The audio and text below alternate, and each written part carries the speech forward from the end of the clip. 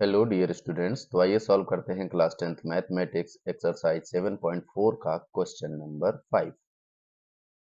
तो सबसे पहले क्वेश्चन को केयरफुली रीड कर लेते हैं, क्योंकि क्वेश्चन जितनी अच्छी तरीके से हम समझ जाएंगे उतनी अच्छी तरीके से हमको सोल्यूशन भी समझ में आएगा। क्वेश्चन है, कृष्णा नगर के एक सेकेंडरी स्कूल के कक्षा 10 के विद्यार्थियों को उनके बागवानी क्रियाकलाप के लिए एक आयताकार भूखंड दिया गया है। गुलमोहर की पौध को परस्पर 1 मीटर की दूरी पर इस भूखंड की परिसीमा पर लगाया जाता है। इस भूखंड के अंदर एक त्रिभुजाकार घास लगा हुआ लॉन है। विद्यार्थियों को भूखंड के शेष भाग में फूलों के पौधे के बीज बोने हैं। नंबर 1, ए को मूल बिंदु मानते हुए त्रिभुज के शीर्षों के निर्देशांक ज्ञात कीजिए। नंबर 2, यदि मूल बिंदु सी हो तो त्रिभुज पी क्यू आर के शीर्षों के निर्देशांक क्या होंगे। स्टूडेंट्स, स्थिति को यहाँ पर फिगर के माध्यम से आप समझ सकते हैं। क्वेश्चन में बताया गया है कि एक आयताकार मैदान है या भूखंड है, जिसको कक्षा 10 के विद्यार्थियों को उनके बागवानी क्रियाकलाप के लिए दिया गया है। और इसमें आपको इसकी बाउंड्री वाल पर गुलमोहर की पौध 1-1 मीटर की दूरी पर लगी हुई है। और इस भूखंड के अंदर एक त्रिभुजाकार घास लगा हुआ लान है, जो कि हम पी क्यू आर के रूप में दर्शा रहे हैं।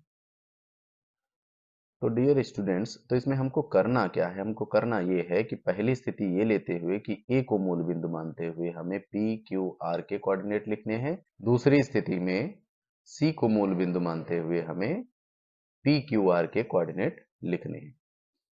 तो आइए पहली स्थिति में हम पी क्यू आर के कोऑर्डिनेट फाइंड करते हैं।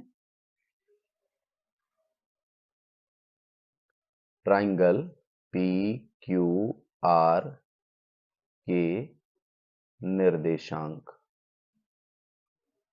ये पहली स्थिति को हम सॉल्व कर रहे हैं। तो अगर पहली स्थिति यानी कि ए को हम मूल बिंदु मानते हैं तो आपके पी के कोऑर्डिनेट क्या हो जाएंगे? आप जानते हैं कि जो हॉरिजॉन्टल लाइन होती है वो हमारा एक्स एक्सिस होता है और जो वर्टिकल लाइन होती है वो हमारा वाई एक्सिस होता है। तो सबसे पहले जब हम कोऑर्डिनेट लिखते हैं तो हम एक्स एक्सिस वाले यानी कि एक्स के कोऑर्डिनेट को लिखते हैं।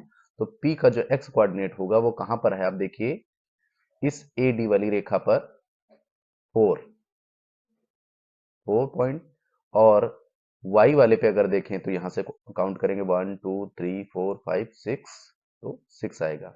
यहाँ पर कितना आएगा? आपका p के कोऑर्डिनेट हम फाइंड कर रहे हैं, तो p का कोऑर्डिनेट होगा 4x वाला और y कोऑर्डिनेट उसका होगा 6।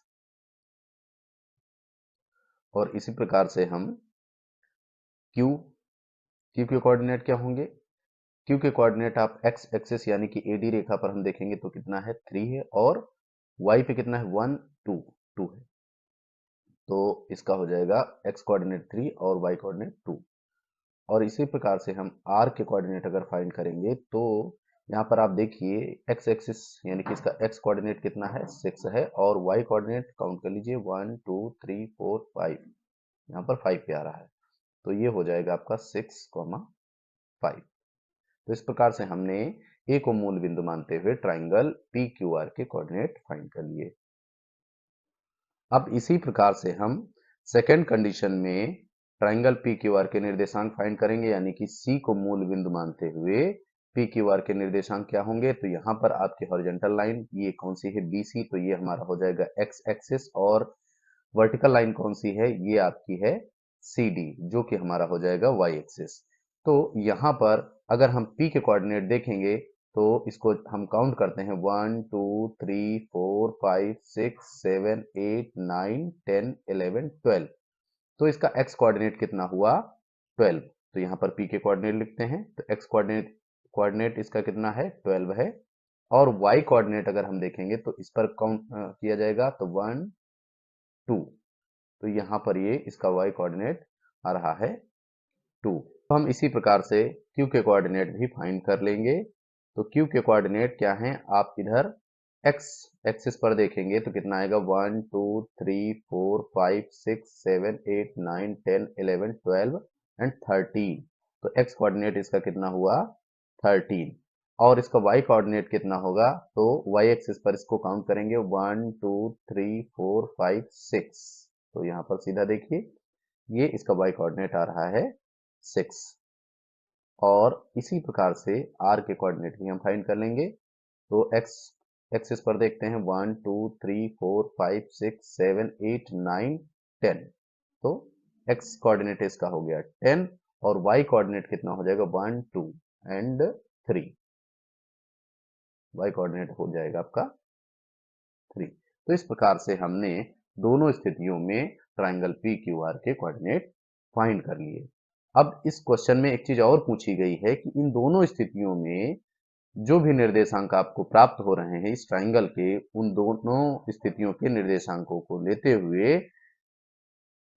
इस ट्राइंगल का एरिया फाइंड करिए। फिर देखिए कि क्या संबंध होता है इस ट्राइंगल के एरियाज में। जब पहली स्थिति में इसके कोऑर्डिनेट फाइंड करते हो उस स्थिति में क्षेत्रफल निकालते हो, और दूसरी कंडीशन में जब आप इसके कोऑर्डिनेट फाइंड करते हो क्षेत्रफल निकालते हो, तो उन दोनों क्षेत्रफलों में क्या संबंध है ये चीज आपको फाइंड करनी है। और इसको हम सेकेंड वीडियो में आपके सामने सॉल्व करेंगे और इस वीडियो में केवल इतना ही।